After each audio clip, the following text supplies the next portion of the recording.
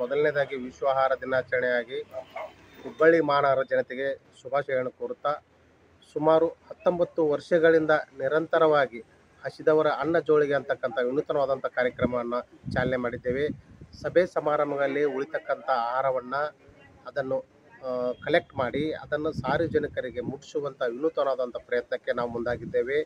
ಸುಮಾರು ಏನಂತಂದರೆ, ಸಭೆ ಸಮಾರಂಭಗಳಲ್ಲಿ ಉಳಿತಕ್ಕಂಥ ಆಹಾರವನ್ನು ಕಲೆಕ್ಟ್ ಮಾಡಿಕೊಂಡು ಅದನ್ನು ನೀಡಿದ್ದಂಥವರಿಗೆ ಹೋಗಿ ನಾವೇ ಸ್ವತಃ ವೆಹಿಕಲ್ ತೊಗೊಂಡು ಹೋಗಿ ಅದನ್ನು ಸರಬರಾಜು ಮಾಡ್ತಕ್ಕಂಥ ಒಂದು ವ್ಯವಸ್ಥೆ ಒಳಗೆ ನಾವು ಮುಂದಾಗಿದ್ದೇವೆ.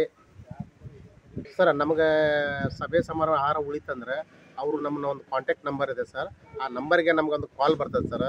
ಕಾಲ್ ಬಂದ ತಕ್ಷಣ ಇಮಿಡಿಯೇಟಾಗಿ ನಾವು ಒಂದು ವೆಹಿಕಲನ್ನು ಮಾಡಿದ್ದೀವಿ. ಆ ವೆಹಿಕಲ್ ಮುಖಾಂತರ ಹೋಗಿ ನಾವೇ ಸ್ವಂತ ಚಾಲಕರಾಗಿ, ನಾವೇ ಚಾಲಕರು, ನಮ್ಮ ಮಿಸಸ್ ಅವರೇ ಇದು ಇಬ್ಬರು ಸೇರ್ಕೊಂಡು ಇದನ್ನು ಹೋಗಿ ಕಲೆಕ್ಟ್ ಮಾಡ್ಕೊಂಬಂದು ಅದನ್ನು ದಾರಿ ಉದ್ದಕ್ಕೂ ಎಲ್ಲಿ ನಮ್ಗೆ ಸಂಪರ್ಕಕ್ಕೆ ಬರ್ತಾರೆ ಹಸಿವಿದ್ದಂಥ ಜನರುಗಳು, ಆ ಜನರಿಗೆ ಅಲ್ಲೇ ಡಿಸ್ಪ್ಯಾಚ್ ಮಾಡಿ ಎಲ್ಲವನ್ನು ಖಾಲಿ ಮಾಡಿ ಮನೆಗೆ ಬರುವಂಥ ಒಂದು ಸಂಸ್ಕೃತಿಯನ್ನು ನಾವು ಮಾಡ್ಕೊಂಡು ಬಂದಿದ್ದೇವೆ ಸರ್. 19ರಿಂದ 20 ವರ್ಷ ರನ್ನಿಂಗ್ ಆಗ್ತಾ ಇದೆ ಸರ್. ನಾವು 20 ವರ್ಷಗಳಿಂದ ಈ ಹಸಿವನ್ನು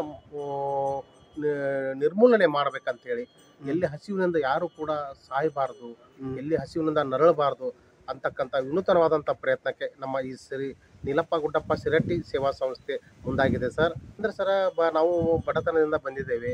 ನಾವು ಆರ್ಥಿಕ ಅನ್ನೋದು ನಮಗೆ ಸಮಸ್ಯೆ ಒಂದು ಹೊತ್ತು ಕೂಡ ತಿನ್ನಲಿಕ್ಕೆ ಸಮಸ್ಯೆ ಇದ್ದಂಥ ಸಂದರ್ಭದಲ್ಲಿ ನಾವು ನಮ್ಮ ಕಡೆಯಿಂದ ಸಮಾಜಕ್ಕೆ, ನಮ್ಮ ಕಡೆಯಿಂದ ಏನಾದರೂ ಕೊಡಬೇಕಲ್ಲ ನಾವು ಸಮಾಜಕ್ಕಾಗಿ. ಹೀಗಾಗಿ ಎಲ್ಲೋ ಉಚಿತವಾಗಿ ಸಿಗ್ತಕ್ಕಂಥ ಆಹಾರವನ್ನು ನಾವು ಕಲೆಕ್ಟ್ ಮಾಡ್ಕೊಂಬಂದು ಅದನ್ನು ಸಮಾಜಕ್ಕೆ ಅರ್ಪಿಸಿದರೆ ನಿಜವಾಗ್ಲೂ ಸಾರ್ಥಕ ಆಕೈತೆ ನಮ್ಮ ಬದುಕು ಅಂತಕ್ಕಂಥ ವಿಚಾರದಾಗ ನಾವು ಇದ್ದೀವಿ ಸರ್. ಅಂದ್ರೆ ಸರ್, ಈಗ ಸುಮಾರು ನಮ್ಗೆ ಇನಾಗ್ರೇಷನ್ ಮಾಡಿದಾಗ ಸರ್, ಒಬ್ಬರು ಅಮ್ಮಿನಗಡ ಅಂತಂದು ಒಬ್ಬರು ಉಚಿತವಾಗಿ ನಮ್ಗೊಂದು ವೆಹಿಕಲ್ ಡೊನೇಟ್ ಮಾಡಿದ್ರು ಸರ್. ಆ ವೆಹಿಕಲ್ ಅವಧಿಯನ್ನು ಮುಗಿದಿದೆ ಸರ್. ಈಗ ಆ ವೆಹಿಕಲ್ ಅವಧಿ ಮುಗಿದೋಸ್ಕರವಾಗಿ ಈಗ ನಮ್ಗೆ ಸ್ವಲ್ಪ ಸಂಕಷ್ಟದ ಪರಿಸ್ಥಿತಿಯಲ್ಲಿ ನಮ್ಮ ಹಸಿದವರ ಅನ್ನ ಜೋಳಿಗೆ ಇದೆ ಸರ್.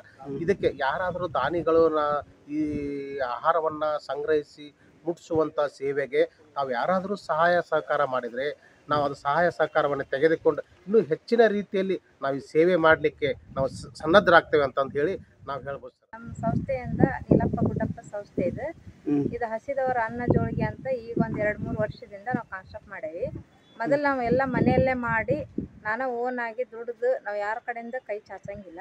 ನಾನೇ ದುಡ್ದು ಮನೆಯಲ್ಲೇ ರೊಟ್ಟಿ, ಚಪಾತಿ, ಹೋಳಿಗೆ ಇದೆಲ್ಲ ಮಾಡಿ ಬಂದ ಹಣದಿಂದ ನನಗೊಂದು ಸ್ವಲ್ಪ ಇಟ್ಕೊಂಡು ಉಳಿದ ಹಣ ನನ್ನ ಮಕ್ಕಳಿಗೆಲ್ಲ ಹಂಚಿ ಬರ್ತಿದ್ದೆ ನಾನು.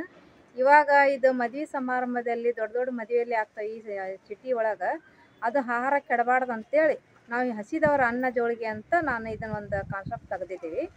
ಅದಕ್ಕೆ ನನಗೆ ಈಗ ಒಂದು ಗಾಡಿ ಇತ್ತು ಮೊದಲು.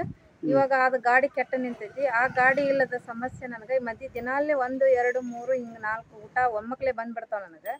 ಆಟೋಕ್ಕೆ ಹೋಗಿ ತರಬೇಕಂದ್ರೆ ಆಟೋದವರು ಭಾಳ ಚಾರ್ಜ್ ಆಗ್ತೈತಿ. ನನಗೆ ಅಷ್ಟು ಕೊಡೋಷ್ಟು ಶಕ್ತಿ ನನಗಿಲ್ಲ. ಅದಕ್ಕೆ ನನಗೆ ಯಾರ ದಾನಿಗಳು ಇದ್ದರೆ ದಯವಿಟ್ಟು ನಮಗೊಂದು ಗಾಡಿಯನ್ನು ಕೊಟ್ಟು ಪುಣ್ಯವನ್ನು ಕಟ್ಟಕೋರಿ. ನನ್ನ ಮನೆಗೋಸ್ಕರ ನಾನೇನು ಕೇಳಾಕೊಂತಿಲ್ಲ. ಸಾರ್ವಜನಿಕರ ಹಸಿದವರ ಹೊಟ್ಟೆ ತುಂಬಿಸೋಕ್ಕಾಗಿ ನಾನು ಈ ಗಾಡಿಯನ್ನು ಕೊಡಬೇಕಂತ ವಿನಂತಿಕೊಳ್ಳುತ್ತೀನಿ. ದಯವಿಟ್ಟು ಯಾವ್ದಾರ ದಾನಿಗಳೇ ಮುಂದೆ ಬಂದು ನನಗೊಂದು ಗಾಡಿ ಕೊಟ್ಟು ಸಹಾಯ ಮಾಡಿ ಅಂತ ಕೇಳ್ಕೊಳ್ತೀನಿ. ಇದು ವಿನಂತಿ. ನನಗಿಲ್ಲಿ ಸಿಕ್ಕಂಥ ಪದಾರ್ಥ ಅಂದ್ರೆ ನನಗೆ railway station, bus stand, corporation, ಇಂಡಿ ಪಂಪ್, ದರ್ಗಾ, ಆಮೇಲೆ ಹಸಿದವರು ಯಾರು ಬೇಕಾಗಿದೆ, ಯಾವ್ದು ಮುಂದೆ ಬೇಕು ಹೊಟ್ಟೆ ತುಂಬಿಸ್ಕೊಳಕ್ಕಾಗಿ ಇಲ್ಲೇ ಮನೆ ಕಡೆನೂ ಬಂದು ಒಯ್ತಾರ.